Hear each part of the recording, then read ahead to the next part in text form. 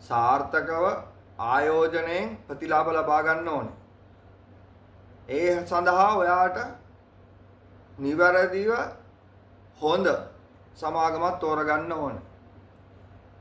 දැන් මේ සමාගමක් තෝරගන්න කියන කාරණාවේදී දත්ත විශ්ලේෂණය කරන්නත් ඕන. මේ දත්ත මතම මේ ලබා දීලා තියෙන දත්ත මතම මේ සමාගම හොඳයි කියලා අපිට තීරණය කරන්නත් බෑ.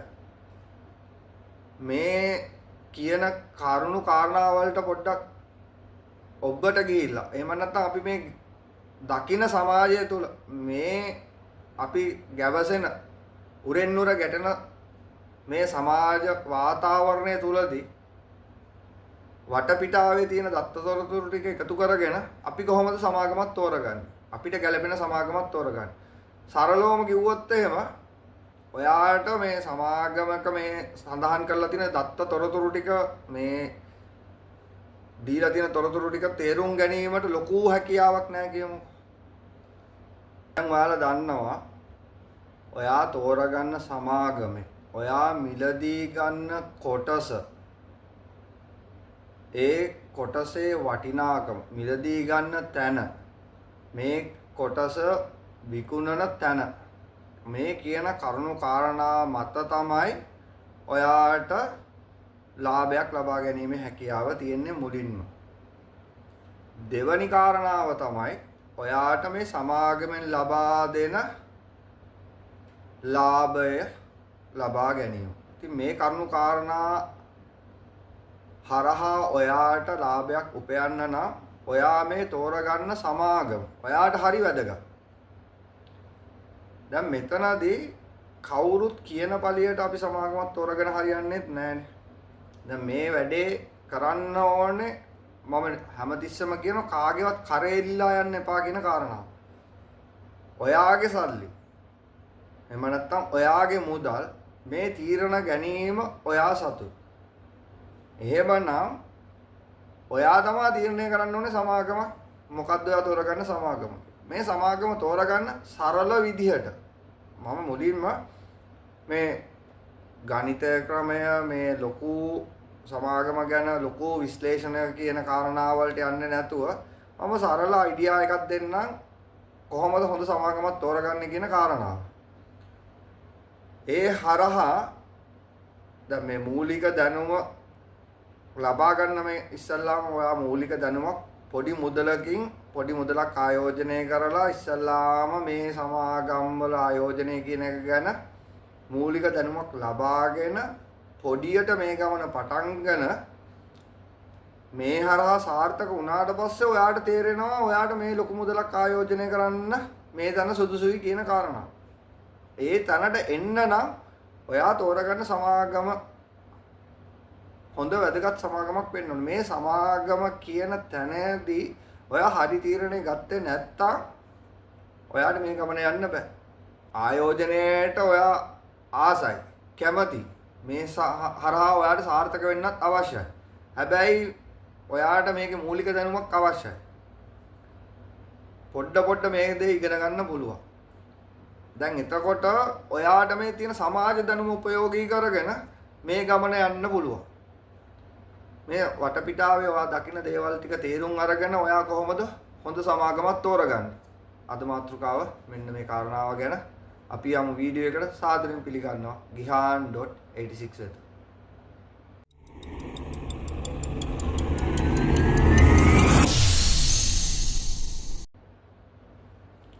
ඔයා කොටස් වෙළඳපොළට එන්නේ මුදල් ආයෝජනය කරන්න. ආයෝජනය කරන මුදලින් ප්‍රතිලාභයක් ලබා ගන්න. මේ කියන කාරණාව තුලදී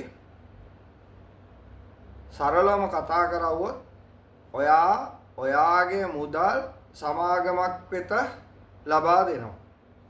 ඒ ලබා ගන්න මුදල් ටික මේ සමාගමේ ව්‍යාපාර වලට දායක කරගන්නවා. ඒ හරහා ලැබෙන ආදායමෙන් සුද්ධ ලාභය මේ කොටස් අයිතිකාරුවන් වෙත පිරිනමනකොට ඔයා එකෙන් ප්‍රතිලාභයක් බලාපොරොත්තු වෙනවා. ඒ ලැබෙන ප්‍රතිලාභය තමයි ඔයාගේ ලාභය. ඊළඟට මේ සමාගමේ කොටස මිලදී ගත්ත මුදලට වඩා වැඩි අගයකදී මේ කොටස විකිණීමෙන් තමයි ඊළඟ ලාභය ලබා ගන්න පුළුවන් කියන කාරණාවක් දැන් ඔයා දන්නවා. දැන් මෙහෙම කිව්වහම මේ සමාගම ඔයා තෝරගන්න බෑ නිවැරදිව. සමාගම් ලයිස්තුගත කරලා තියෙනවා. හැම සමාගමේම කොටස් අරගෙන හරියන්නේත් නැහැ. දැන් ඔයාට ගැළපෙන සමාගමක් ඔයා තෝරගන්න ඕනේ. අපි සාමාන්‍ය මේ එදිනෙදා ජීවිතය ගැන මේ එදිනෙදා ජීවිතයේ අපි නිතර ගැටෙන පරිසරය නිතර දකින පරිසරය තුලදී මේ කියන කරුණු කාරණා පදනම් කරගෙන අපි සමාගමත් ඉස්සල්ලාම තීරණය කරගන්න විදිය පොඩ්ඩක් අපි කතා කරමුකෝ. මේ ගණිත ක්‍රම වලට ගිහිල්ලා සමාගමක් විශ්ලේෂණය කරන කාරණාවට කලින් අපි මේ දකින පරිසරය තුල මේ සමාගමේ හැසිරීම් රටාව තුලදී මේ සමාගමක් තෝරා ගන්නවා කියන කාරණාව ගැන කතා කරනකොට මම මෙහෙම කියන්නම්. සමාගම් තියෙනවානේ. මේ සමාගම් කියපුවාම විවිධ ශාස්ත්‍රවල තියෙන සමාගම්නේ තියෙන්නේ. සරලවම කතා කරවුවොත් එහෙම මුදල් එක්ක ගනුදෙනු කරන. මුදල් එක්ක ගනුදෙනු කරන ගම මේ හැම සමාගමක්ම ගනුදෙනු කරන්නේ මුදල් එක්ක තමයි. නමුත් මම මේ කියන්නේ මූල්‍ය ආයතන. මේ මූල්‍ය ආයතන කියනකොට බැංකු පද්ධතිය. එහෙම නැත්නම් පුද්ගලික ආයතන තියෙනවා. අපි කතා කරමු මෙහෙම වාහනයක් මිලදී ගන්නකොට ඒ වාහනයට අවශ්‍ය මුදල් ෆිනෑන්ස් එකක් ලබා දෙනවා කියලා කියන්නේ මූල්‍ය ණය මුදලක්. ෆිනෑන්ස් එකක් කියලා කියන්නේ මූල්‍ය ණය මුදලක් ලබා දෙන එක. ඊළඟට ඔයාගේ ළඟ තියෙන රත්තරන් ටික අරන් ගිහිල්ලා ඉවර වෙලා උකස් කරලා උකස්ට සරිලන මුදලක් ලබා ගන්න සමාගම් තියෙනවා. දැන් ඔයාට එක සමාගම් කොටසක් ගැන නිශ්චිත අවබෝධයක් තියෙනවා. දැන් ඊළඟට මෙතනින් එහාට ගියපුවම ආහාර නිෂ්පාදන කරන සමාගම් තියෙනවා. දැන් එතකොට ඔන්න තව සමාගම් කොටසක් ඔයාගේ ඔළුවට දැන් වැටෙන්න ඕන. අනිත් පැත්තට ගියපුවාම සිසිල් බීම නිෂ්පාදනය කරන සමාගම් මේ හරහා තියෙනවා. දැන් එතකොට මෙහෙම කියපුවාමත් මේ සමාගම් මොනවාද කියන එක ඔයාගේ ඔළුවට වැටෙන්න ඕන. දැන් තව පැත්තකට ගියපුවාම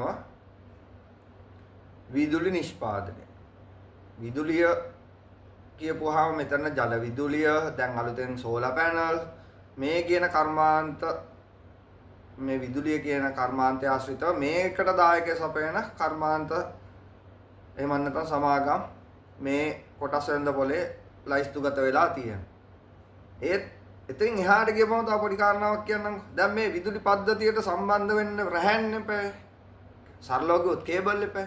මේ කේබල් නිෂ්පාදනය කරන සමාගම් තියෙනවා. ඔන්න තවත් කොටසක් ඔයාගේ ඔළුවට ආවා.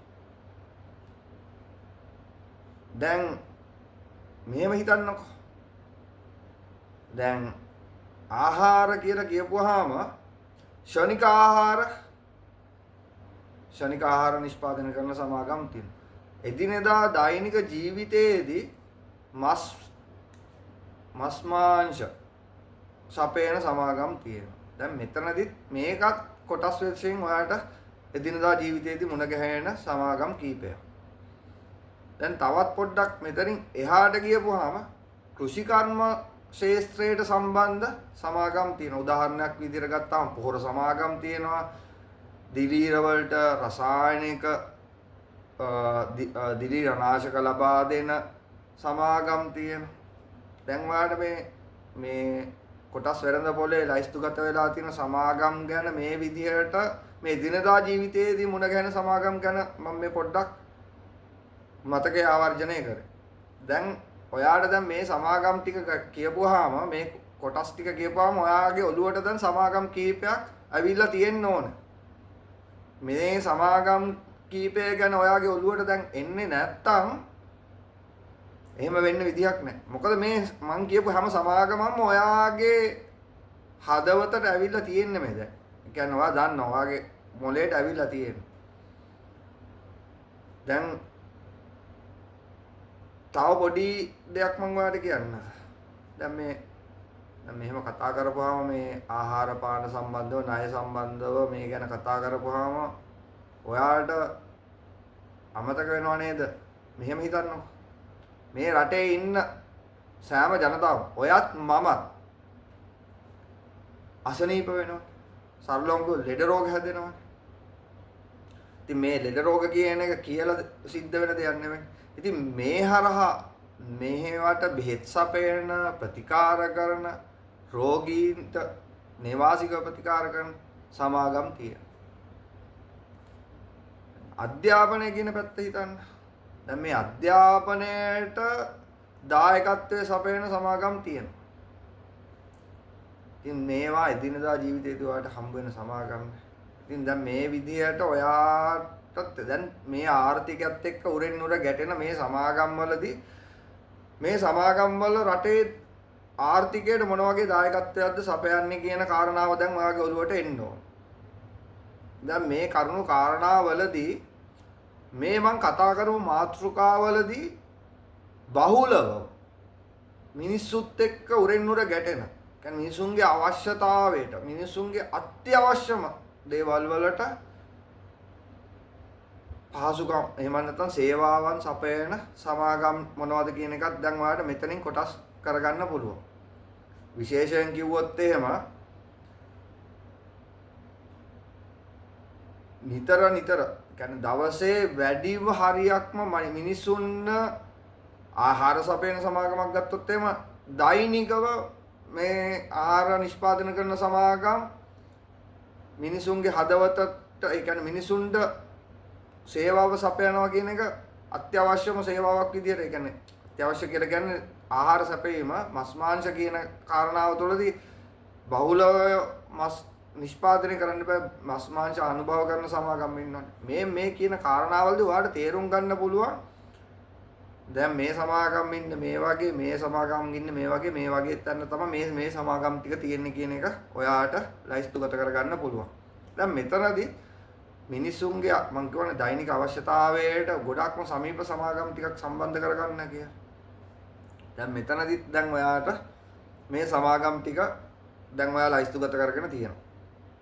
දැන් පැහැදිලි දැන් ඔයාට සමාගමක් තෝරගන්නකොට නිකන් මේ වටපිටාවෙන් ඔයාගේ ඔළුවට ලබා ගන්න ඕනේ සමාගම් කීපය ගැන. දැන් ඔයා තීරණය කරලා ඉවරයි. දැන් මම මේ සමාගම තෝරගන්නවා, මේ සමාගම තෝරගන්නවා, මේ සමාගම තෝරගන්නවා, මේ සමාගම හොඳයි, මේ සමාගම හොඳයි කියලා දැන් ඔයා සමාගම් කීපයක් ඔයා දැන් ඔයා මාක් කරගෙන ඉන්නවා.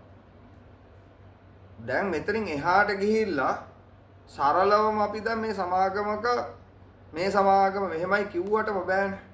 දැන් මේ සමාගමේ වටිනාකමක් තියෙනවා. දැන් මෙතනදී මේ සමාගමේ මුළු වටිනාකම සමාගම සතු වත්කම කීයද කියන කාරණාව මුලින්ම හොයාගන්න ඕනේ. දැන් මේ සමාගම සතු වත්කම හොයාගත්තා. දැන් ඊළඟට අපි බලන්න ඕනේ මේ සමාගමට ණය ගෙවන්න තියෙනවා. එතකොට මේ සමාගම සතුද මේ සියලුම වත්කම. සමහර සමාගම් තියෙනවා සමූහයක්. එතකොට ඒ සමූහයක් කියලා කියන්නේ ඒ සමාගමේ තව සමාගම් තියෙනවා. දැන් එතකොට මේ සමාගම් ඔක්කොගේම වටිනාකම තමයි මෙතන තියෙන්නේ. දැන් මෙතනදී මේ සමාගමෙන් අර තියෙන අනිත් සමාගමක් බිඳ වැටුනොත් එහෙම ඒ වත්කම අඩු වෙනවා මේ සමාගම තියෙන මුදලේ. දැන් මේ කියන කාරණාව තුළදී මේ සඳහන් කරලා තියෙන මුළු වත්කමම මේ සමාගම සතුද. එහෙමත් නැත්නම් මේ සමාගමට තව වගකීම් තියෙනවද? ණය තියෙනවද? මේ කියන කාරණා ටිකත් ඔයා ඔළුවට ගන්න ඕන. දැන් සමාගමක් දැන් මාර කියපු සමාගම් වල මේ කියන කරුණු කාරණා ටිකත් ඔයා බලන්න ඕන. දැන් ඊළඟට අපි බලන්න ඕන අද වෙළඳ පොලේ මේ සමාගමක කොටසක් වෙළඳාම සිද්ධ වෙන්නේ කීයටද? කියන්නේ අද දවසේ ආරම්භයේදී මේ කොටසක විකුණුම් මිල කීයද? ගැනුම් මිල කීයද? සරලවම දැන් ඔයාට මේ කොටසක් ආරම්භයේදී විකුණුම් මිල රුපියල් 15යි. මේ කොටසක ගැනුම් මිල ඇවිල්ලා ඉවරලා රුපියල් 14යි. දැන් මෙහෙම තියෙනවා. දැන් මෙතනදී මේ වගේ කාරණාව තුලදී ඔයා රුපියල් 15 ගානේ කොටසක් මිලදී ගත්තොත් ඔයාට අද දවස ඇතුළත මේ කොටස විකුණන්න ඕනේ වුණොත් එහෙම රුපියල් 14ට විකුණන්න තියෙනවා. ඔයා මිලදී ගන්නේ 15ට. දැන් ඔයාට එතකොට රුපියලක පාඩුවක් සිද්ධ වෙනවා. දැන් මේ කාරණාව ගැන ඔයා හොඳට පැහැදිලිව හිතන්න ඕනේ. මේ සරල දේවල් ටිකක් කියන්නලා දෙන්න මම හොඳ. මේ කාරණාවට යන්න කලින් මේ මිලදී ගැනීම විකිණීම කියන කාරණාවට යන්න කලින් මේ මිලදී ගන්න මුදල මේ සමාගමේ මේ කොටසක වටිනාකම හා සමානද? මේ සමාගමේ කොටසක නියම මිලක් තියෙනවා. මේ සමාගමේ නියම වටිනාකමක් තියෙනවා. මේ નિયમિત වටිනාකමට ඉහළින්ද මේ සමාගමේ කොටසක් දැන් මිලදී ගැනීම සිද්ධ වෙන්නේ. එහෙම නැත්නම් විකිණීම සිද්ධ වෙන්නේ කියන කාරණාව ඔයා අනිවාර්යයෙන්ම බලන්න ඕනේ. ඇයි ඒ කියන කාරණාව ගැන පුංචිම සඳහනක් කරන්නම්. මේ කොටස් වෙළඳ පොළට ආපු සමාගම් මුලින්ම ලියාපදිංචි වුණ සමාගම් අද ගොඩක් ඒවා සමාගම් ඉවත් වෙලා ගිහිල්ලා තියෙනවා. ඒ වගේමයි මේ කොටස් වෙළඳ පොලේ නීති රීති උල්ලංඝනය කරන සමාගම් මේ කොටස් වෙළඳ පොළ විසින් ඉවත් කරනවා.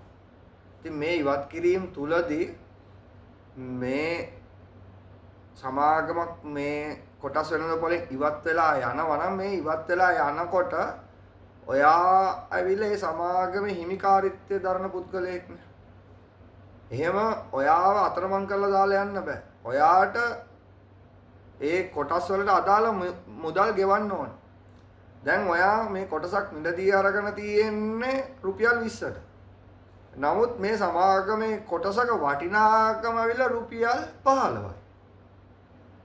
දැන් මේ කොටසක් මිලදී ගන්න ඔයාගේ කැමැත්ත මතනේ. ඔයානේ තීරණය කරන්නේ. දැන් මේ සමාගම ඉවත් වෙලා යනකොට ඔයා මිලදී ගත්ත මුදලට නෙවෙයි ඔයා මේක රැඳී සිටපු මුදල කාලයට නෙවෙයි මුදල් ගෙවන්නේ.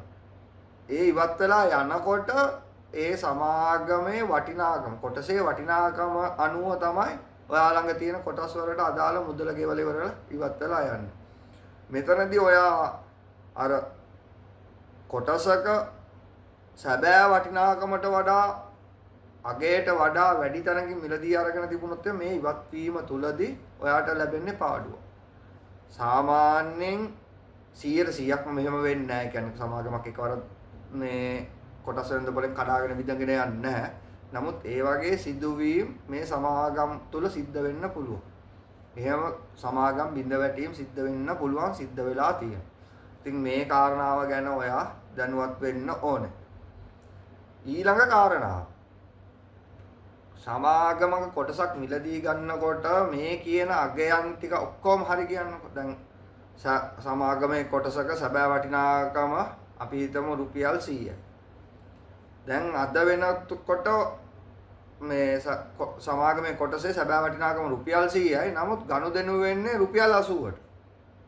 ඔයාට කොහෙත්ම බයක් සැකක් නැහැ.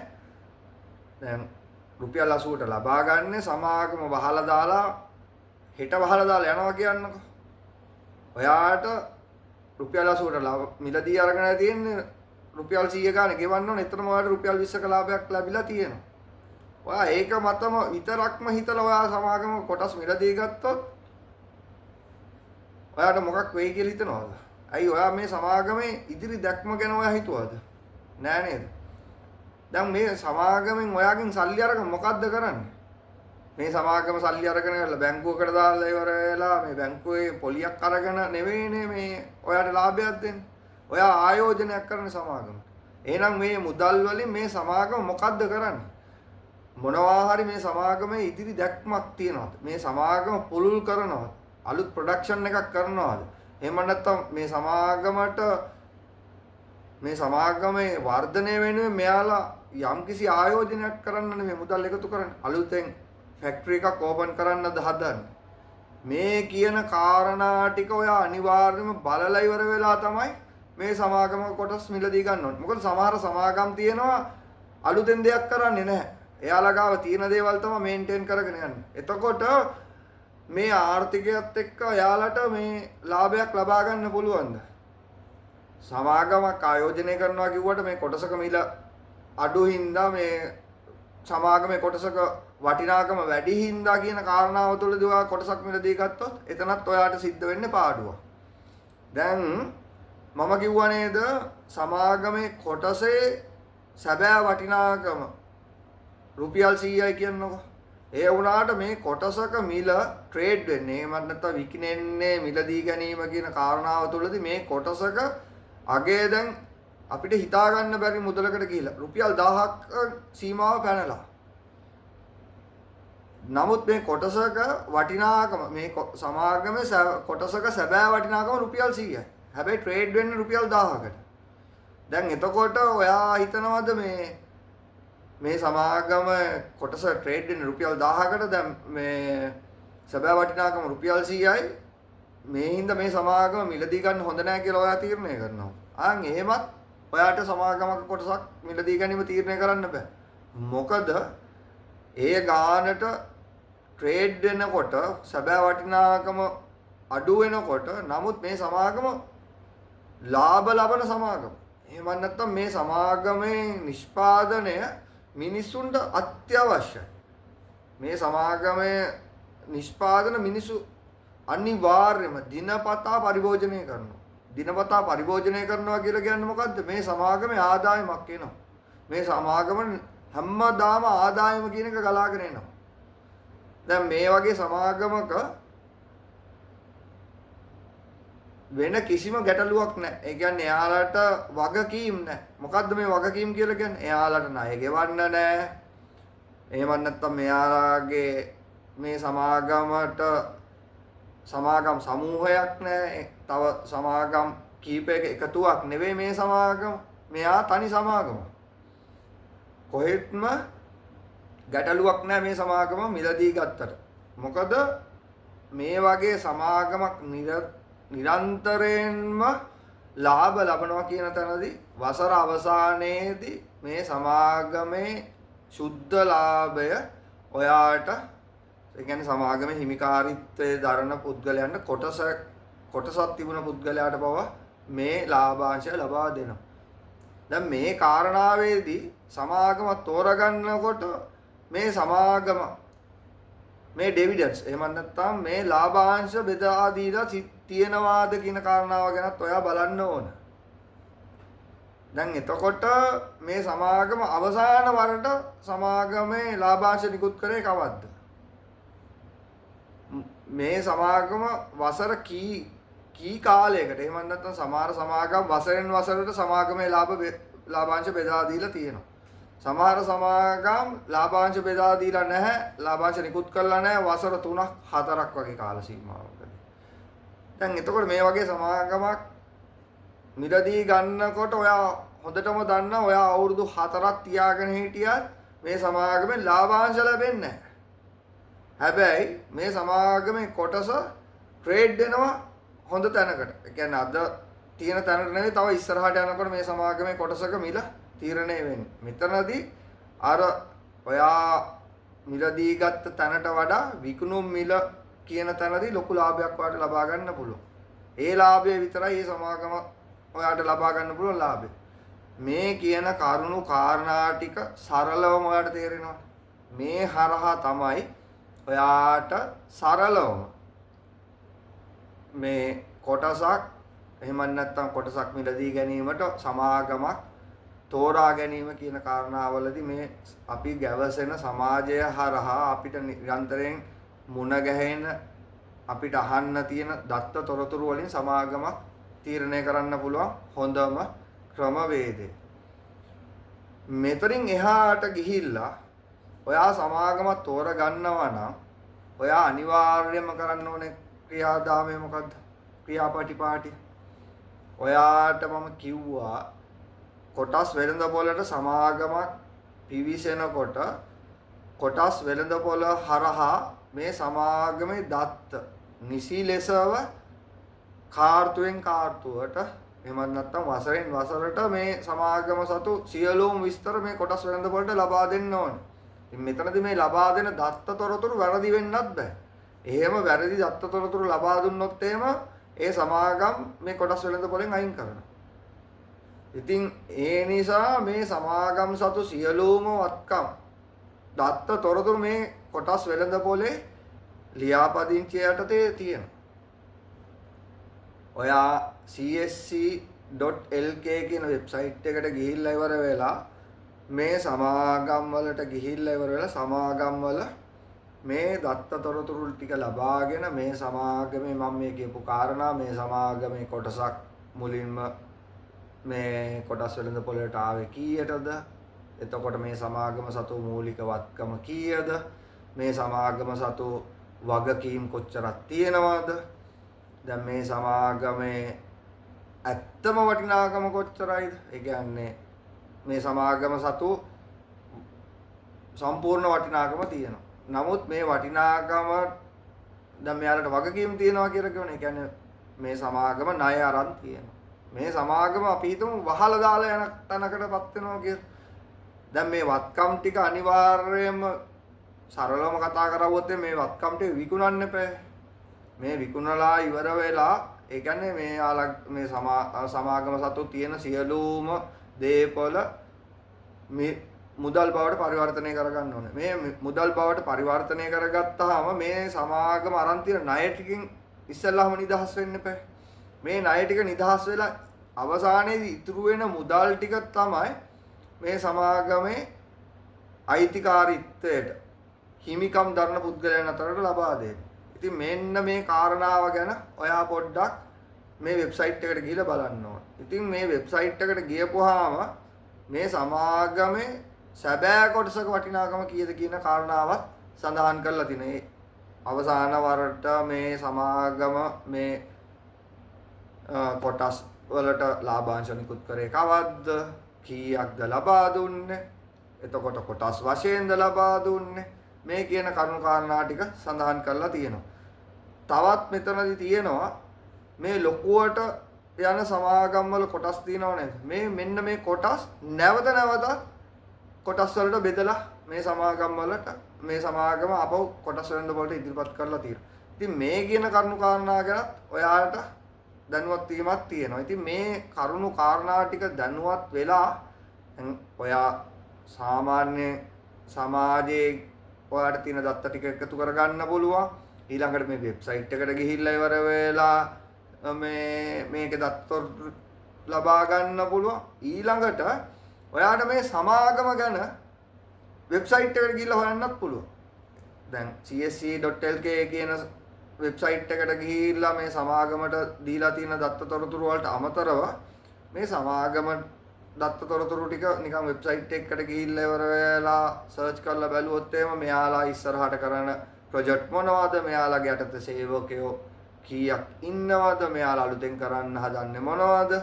මේ කියන තොරතුරු ටිකත් ඔයාලට ලබා ගන්න පුළුවන්. ඉතින් මේ කියන තොරතුරු ටික ඔයාට මේ අර CSC සයිට් එකට ගිහිල්ලත් ලබා ගන්න පුළුවන්. ඊට අමතරව තව ටිකක් ඔයාලට මේ ගැන දැනුවත් වෙන්න ඕනේ නම් මේ විදිහට වෙනම වෙබ්සයිට් එකකට සමාගම සතු තියෙන වෙබ්සයිට් එකක් තියෙනවා නම් ඒකට ගිහිල්ලා ඉවර වෙලා ඒ තොරතුරු ටික ලබා ගන්නත් පුළුවන්.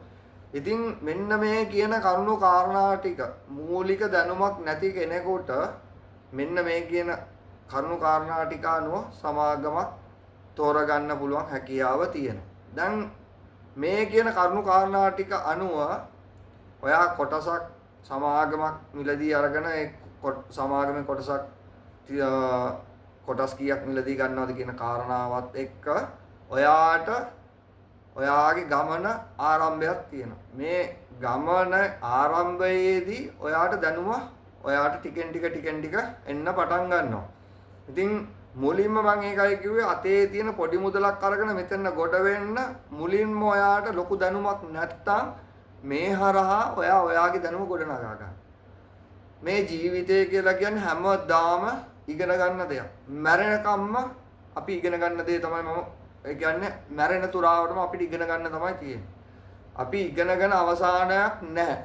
ඔයා හිතනවා නම් පාසල් ජීවිතයේ දක්වා විතරයි ඉගෙන ගන්න තියෙන්නේ කියන දේ හිතනවා නම් ඇත්තටම ඒක නෙවෙයි ජීවිතය කියලා කියන්නේ. මෙතනින් එහාට මරණය දක්වාම අපි ඉගෙන ගැනීමන්නේ කරන්නේ. මේ හරහා ඔයාගේ දැනුම ලබාගෙන මේ හරහා ඵලදායීතාවය වැඩි කරගන්න. ඊළඟට ඔයාට පුළුවන් සමාගම් ගැන හොඳ දැනුමක් වර්ධනය කරලා ඔයාගේ ලොකු මුදලක් ඇවිල්ලා ඉවර වෙලා මේ සමාගම් වලට ආයෝජනය කරලා ඔයාට කෙටි කාලීන ක්‍රමවේදයෙන් හරි මුදල් ආයෝජනය කරන්න හොඳ සමාගමක් තෝරගන්නේ කොහොමද කියන කාරණාව මම මේ සමාජය හරහා කරන්නේ කොහොමද කියන කරුණු කාරණාව ගැන තමයි මේ කතා කරේ. මම හිතනවා මේ කරුණු කාරණා වලට පැහැදිලි ඇති කියලා. එහෙනම් අපි ඉදිරියේදී නැවතත් කොටස් වෙනදපොළ හා මේ දත්තතොරතුරු කොහොමද එකතු කරගන්නේ මේ හරහා කොහොමද සාර්ථක වෙන්නේ කියන කරුණු කාරණා ගැන නොබෝ දිනකින් හම්බ වෙමු. මගේ channel එක subscribe කරලා නැත්නම් subscribe කරන්න, bell icon එක on කරලා තියාගන්න. මේ වගේ වැදගත් වීඩියෝ එකක් කරපු ගම ඔයාට notification මාර්ගයෙන් ලබා ගැනීමට හැකියාවක් තියෙනවා. channel එකේ නම gihan.86. ඔයාට යම් කිසි ගැටලුවක් තිබුණොත් මට කමෙන්ට් එකක් දාන්න. ඒ දාන කමෙන්ට් වලට මම දන්න අයුරින් මම ඔයාලට පිළිතුරු දෙන්න. හැමෝටම ජය වේවා, සුබ වේවා කියලා ප්‍රාර්ථනා කරනවා. නැවතත් අපි මුණ ගැහෙමු.